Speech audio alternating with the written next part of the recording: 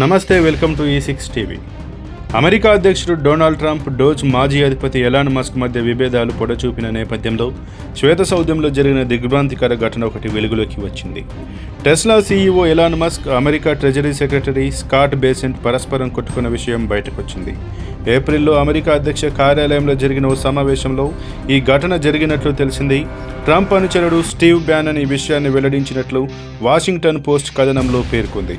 శ్వేత సౌధంలో జరిగిన సమావేశం అనంతరం మస్క్ బేసెంట్ నడుచుకుంటూ వస్తుండగా ఈ ఘటన జరిగినట్లు తెలిపింది. నువ్వు ప్రభుత్వానికి $1 ట్రిలియన్ ఆదా చేస్తానని హామీ ఇచ్చావు, కానీ ఇంతవరకు చేసిందేమీ లేదు. ఇంతకీ నువ్వేం చేస్తున్నట్లు అని బేసెంట్ మస్క్ను ప్రశ్నించారు.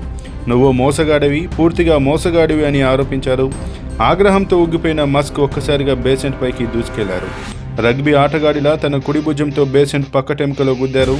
వెంటనే బేసెంట్ కూడా మస్క్ను తిరిగి కొట్టారు. వారిద్దరిని విడిపించేందుకు అక్కడున్న వారంతా ప్రయత్నించారు. తర్వాత మస్క్ను పశ్చిమ మార్గం నుంచి బయటకు తీసుకెళ్లారు. ఈ ఘటన గురించి తెలుసుకున్న ట్రంప్, ఇది చాలా దారుణమని వ్యాఖ్యానించారు అని బ్యానన్ను టంకిస్తూ వాషింగ్టన్ పోస్ట్ కథనంలో తెలిపింది. డోజ్ అధిపతిగా రాజీనామా చేసిన తర్వాత ట్రంప్తో కలిసి చివరిసారిగా విలేకరుల సమావేశంలో పాల్గొన్న సమయంలో మస్క్ కన్ను వాచి నల్లగా మారింది. అయితే అది తన కుమారుడి వల్ల అయిన గాయమని మస్క్ పేర్కొనడం గమనార్హం. మస్క్ బేసెంట్ కొట్లాట విషయం బయటపడిన తర్వాత అందరూ అది శ్వేత సౌధంలో బేసెంట్ చేసిన గాయమేనని పేర్కొంటున్నారు.